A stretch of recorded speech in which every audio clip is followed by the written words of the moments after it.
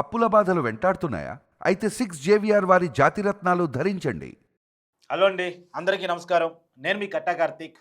కర్ణాటకలో ధర్మస్థలలో జరుగుతున్నటువంటి తవ్వకాల్లో విస్తుపోయే అంశాలు బయటకు వస్తున్నట్టు తెలుస్తూ ఉంది. వస్తున్న వార్తల ప్రకారం నిన్ననే మనం చూసాం, ఆరో ప్రదేశంలో అస్థిపంజరం ఎముకలు దొరికాయి అనేటువంటిది. అంటే ఆరో ప్రదేశంలో జరిగిన తవ్వకాల్లో అస్థిపంజరం ఎముకలు బయటపడ్డాయి అనేటువంటిది. ఇప్పటికే మనం చూసాం, మొదటి తవ్వకం అప్పుడే ఏటీఎం కార్డు, పాన్ కార్డు, తర్వాత ఎర్ర జాకెట్, మహిళలు ధరించేటువంటి ఎర్ర జాకెట్ బయటపడ్డట్టు విన్నాం.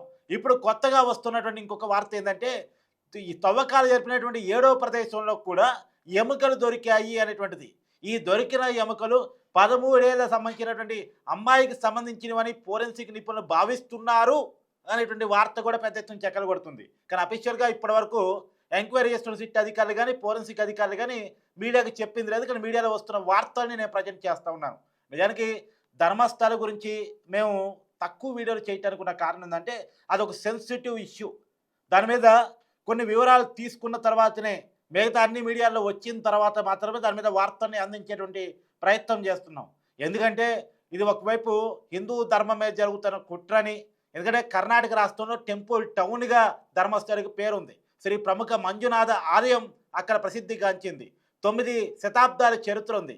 అయితే అదే టెంపుల్లో ఒక పారిశుధ్య కార్మికుడిగా 1995 నుంచి 2014 వరకు పనిచేసిన వ్యక్తి ఇమీడియట్గా ఇప్పుడు బయటకు వచ్చేసి, నేను ఈ టెంపుల్లో పనిచేసినప్పుడు చాలామంది అమ్మాయిలని అత్యాచారం చేసి నా చేత పాతి పెట్టించారు, నన్ను భయకంపితులను చేసి చంపేస్తామని బెదిరించి, ఎవరికైనా చెప్తే ఏదో ఒకటి చేస్తానని, నా కుటుంబ సభ్యుని చంపేస్తామని బెదిరించేసి నాతోటి ఈ పనులు చేపించారు అని చెప్పేసి ఒక పారిశుధ్య కార్మికుడు బయటకు వచ్చి కంప్లైంట్ ఇచ్చిన తర్వాత ఈ వార్త పెద్ద ఎత్తున వెలుగులోకి వచ్చింది. అయితే ఇది నిజమా కాదా, అతను ఇప్పుడే ఎందుకు బయటకు వచ్చాడు, నిజంగా తవ్వితే వాస్తవాలు బయటపడతాయా లేదా, అసలు తవ్వాలా వద్దా, ఇలా చాలా చర్చ జరిగింది. దీంట్లో రాజకీయాలు కూడా మిళితమై ఉన్నాయి.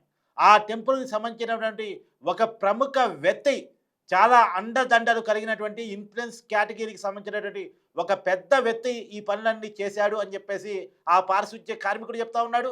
చాలామంది అనుమానిస్తూ ఉన్నారు.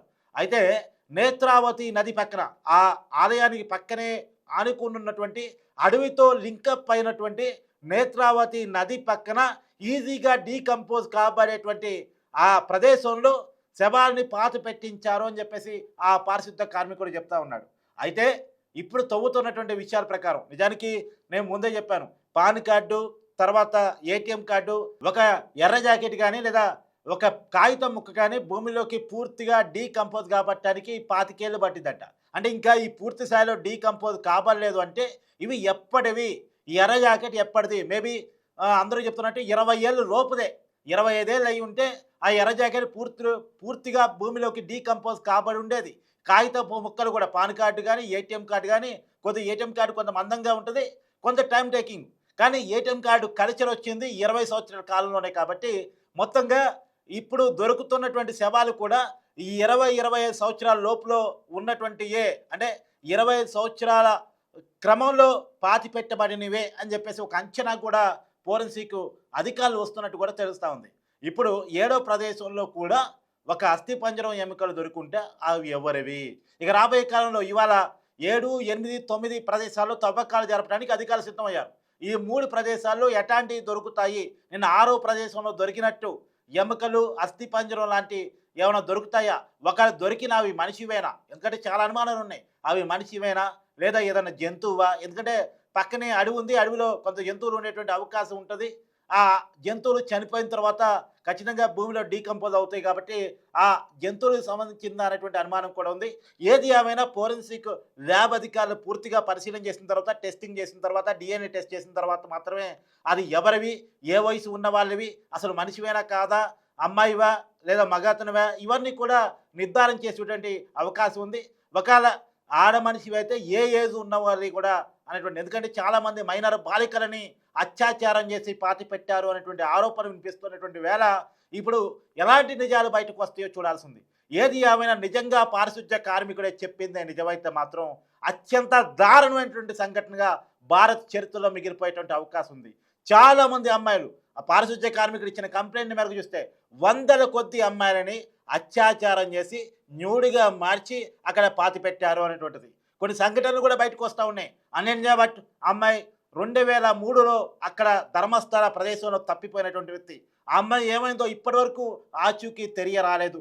తర్వాత 2012లో ఇంకొక అమ్మాయి మైనర్ బాలిక, ఆ అమ్మాయి కాలేజీకి వెళ్ళి బస్టాండ్లో బస్ దిగి ఇంటికి నడిచి వస్తున్న క్రమంలో, నిజానికి ఇంటికి నడిచి వస్తుంటే వాళ్ళ బాబాయ్ కూడా చూశాడంట, పలకరించాడంట, బాబాయ్తో మాట్లాడి మళ్ళా ఇంటికి నడిచి వస్తున్న క్రమంలో ఇంటికి రాకుండా ఆ అమ్మాయి తప్పిపోయినటువంటి పరిస్థితి. తర్వాత ఆ అమ్మాయి ఏమైంది అనేటువంటిది ఎవరికీ తెలియదు. అదే ఆ అమ్మాయి తర్వాత రోజు చంపబడి నేత్రావతి రివర్ పక్కన శవాయి కనిపించింది, న్యూడిగా కనిపించింది. దాని మీద అక్కడ లోకల్ సిట్ అధికారులు కానీ, సిఐడి అధికారులు కానీ, ఈవెన్ సిబిఐ కూడా ఎంక్వైరీ చేసింది. కానీ ఇప్పటివరకు పర్టికులర్గా తేల్చలేని పరిస్థితిని మనం అక్కడ చూస్తూ ఉన్నాం. ఇప్పుడు ఈ చావులన్నిటికీ, ఈ మిస్సింగ్ కేసులన్నిటికీ మనకు ఆన్సర్ దొరుకుతుందా? అనన్య భట్ ఏమైంది, తర్వాత ఆ మైనర్ బాలిక ఏమైంది, తర్వాత తప్పిపోయినటువంటి ఆ ఏరియాలో మిగతా అమ్మాయిలు ఏమయ్యారు, వీటన్నిటికీ కూడా ఆన్సర్ దొరికే అవకాశం ఉందా అనేటువంటి చర్చ మాత్రం జరుగుతూ ఉంది. ఏదేమైనా కర్ణాటక దేశవ్యాప్తంగా సంచలనం చూపిస్తూ ఉంది. ధర్మస్థలంలో ఏం జరుగుతుంది అని చెప్పేసి దేశం మొత్తం కూడా ఎదురు చూస్తూ ఉంది. దేశం మొత్తం కూడా నిజంగా అమ్మాయిల మీద ఇంత పెద్ద దాష్టికం జరిగిందా, దీంట్లో నిజం ఉందా, దీన్ని ఏమైనా కుట్రకోణాలు ఉన్నాయా అనే అంశం మీద ఆసక్తిని కనబరుస్తూ ఉన్నారు. చూడాలి ఏం జరగబోతుందో. నిజంగా కనుక వందల మంది అమ్మాయిలని కనుక అక్కడ పాతిపెట్టి ఉంటే అది ఖచ్చితంగా దేశవ్యాప్తంగా సంచలనంగా మారే అవకాశం ఉంది. ఇది దేశ రాజకీయాల మీద కూడా ప్రభావం చూపించేటువంటి అవకాశం ఉంది. కానీ మరి ఇన్ని రాజకీయ ప్రభావాలు, ప్రలోభాలు దాటుకొని వాస్తవాలు బయటకు వస్తాయా అనేటువంటి చర్చ కూడా చాలామందిలో ఉంది. చూడాలి ధర్మస్థలంలో ఈరోజు 7, 8, 9 తవ్వకాల్లో ఎలాంటి విషయాలు బయటపడతాయి అనేటువంటిది. ఇప్పటికే వస్తున్న వార్తల ప్రకారం 7వ ప్రదేశంలో తవ్వకాలు ముగిశాయి. అక్కడ కూడా ఒక అస్థిపంజరం ఎముకలు దొరికాయి అని చెప్పేసి వార్తలు అందుతూ ఉన్నాయి. చూడాలి ఇంకా ఎలాంటి విషయాలు బయటకు వస్తాయి అనేటువంటిది.